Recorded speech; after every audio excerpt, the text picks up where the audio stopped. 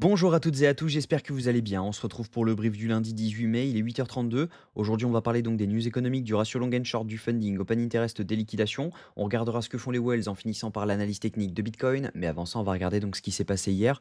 On a eu un beau mouvement baissier cette nuit sur Bitcoin et clairement, c'est super intéressant parce que je suis toujours dans mon swing baissier, donc l'entrée moyenne à 81 000 dollars. Clairement, plutôt pas mal. Je pense pas que le mouvement s'arrête ici. On pourrait faire un rebond low time frame, mais en tout cas, on a dessiné un bel OBH4 actuellement. Donc, je pense qu'on pourrait largement viser les 74 765 dollars pour cette semaine.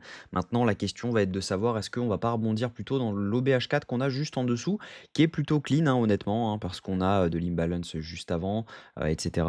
Plutôt intéressant cet OB. Ça veut également dire que bah, on a 7 OB ici, mais qui avait déjà été fill. Il vaut mieux, à mon avis, prioriser un stop si jamais vraiment vous voulez scalp long ce mouvement. Mais en tout cas, c'est pas forcément, quelque chose que moi je vais faire. Je pense plutôt que je vais m'adapter en fonction, mais je pense que voilà, il faut prévoir un rebond là-dedans, venir chercher cet OB et derrière pouvoir ensuite avoir un, dump de nouveau, voire tout simplement un FVG, hein, parce que clairement on est en tendance baissière actuellement et en tendance, il faut prioriser les FVG et en range plutôt les OB.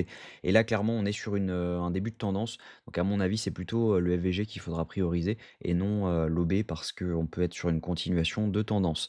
Mais avant ça, j'aimerais vous partager également la newsletter, ça y est, elle est partie. Il y a, 50 personnes qui sont inscrites dessus actuellement. Si jamais vous voulez la faire, elle est complètement gratuite, hein. Ça vous donne vraiment tous les biais, qui sont connectés avec vraiment tous les indicateurs qui sont possibles. Mais c'est pas des indicateurs, qui, arrivent avec une latence et cetera. C'est vraiment des indicateurs news, des indicateurs en direct et cetera. Il y a que des choses qui marchent vraiment, qui sont reliées entre elles et à la fin, ça vous donne le l'avis de l'IA par rapport à ça. Donc ça, c'est plutôt intéressant. Si jamais vous voulez avoir l'accès, vous avez simplement à cliquer sur le lien dans commentaire épinglé et ça vous donnera donc accès à ce site. Vous rentrez votre adresse mail, vous rentrez votre IUD Bitunix, bien sûr, en étant passé par le lien. Si jamais ce n'était pas le cas, je vous invite à cliquer directement sur créer un compte Bitunix et derrière, vous m'envoyez le lien, votre mail pour lequel vous voulez recevoir la newsletter et votre IUD Bitunix. Une fois la confirmation faite, on vous envoie donc la newsletter tous les jours à partir de 8 heures du matin.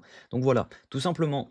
Au niveau technique, donc ce que je pense, c'est qu'il est probable qu'on rebondisse sur Bitcoin juste ici. Maintenant, la question va être de savoir est-ce que c'est un rebond low time frame pour simplement venir chercher un OB ou si jamais c'est un rebond qui peut être moyenne time frame pour venir liquider les tops qu'on a quand même juste ici parce que le top n'est pas vraiment giga clean et donc il est probable qu'on y retourne. Donc faites bien attention à ça, on va regarder avec les datas.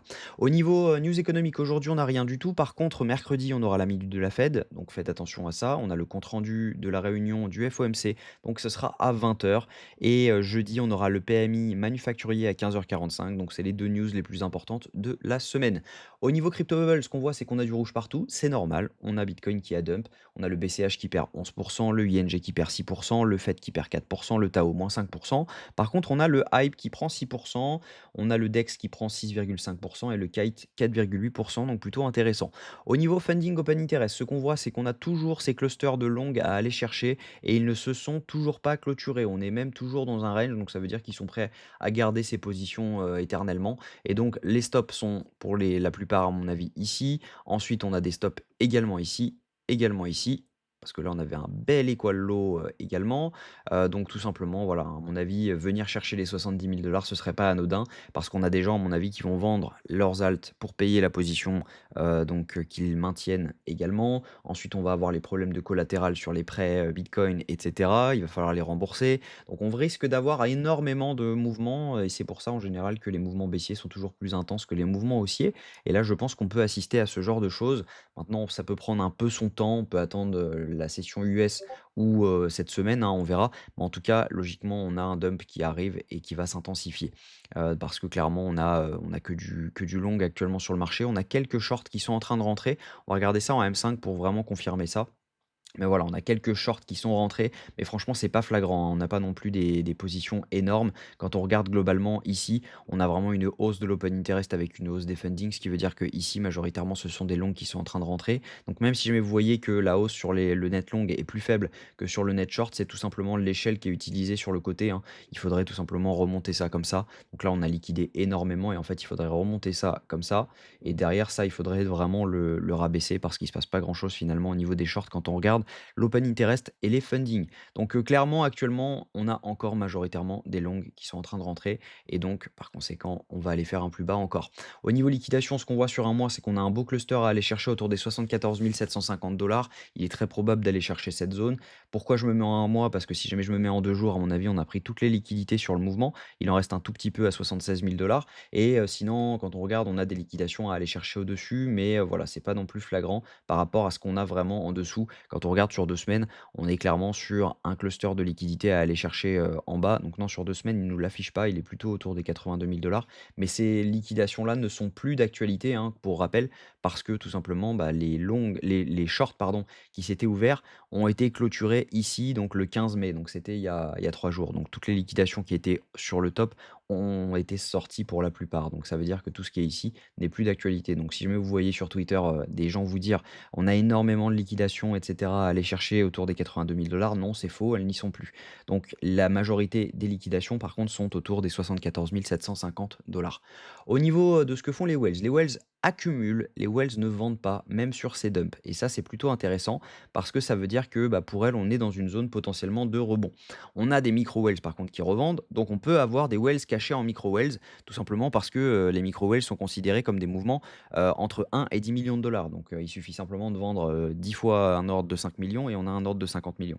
Donc, clairement, voilà, on peut avoir des whales qui sont, cachés dans les micro whales, mais en tout cas, actuellement, on n'a pas de panique, des whales, on n'a pas de vente de 50 millions d'un coup et cetera.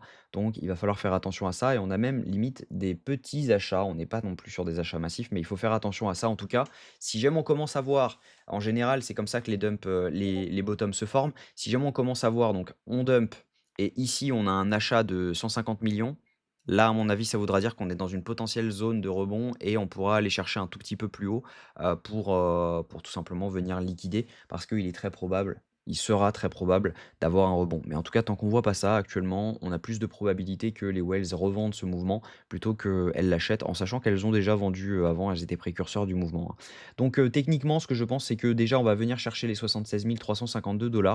Et si cette zone vient à lâcher, on ira chercher les 74 750 $. Et si on vient chercher cette zone, alors on passe baissier en daily. Et là, du coup, ça devient vraiment intéressant parce que si on passe baissier en daily, ça voudra dire que la tendance est validée et que notre plan fonctionne à la perfection. On pourra avoir un rebond et derrière pourra pouvoir aller beaucoup plus bas. Donc voilà, j'espère que cette vidéo vous a plu. Si c'est le cas, je vous invite à vous abonner, à liker et à commenter ce que vous en pensez. On se retrouve demain à la même heure. Prenez soin de vous.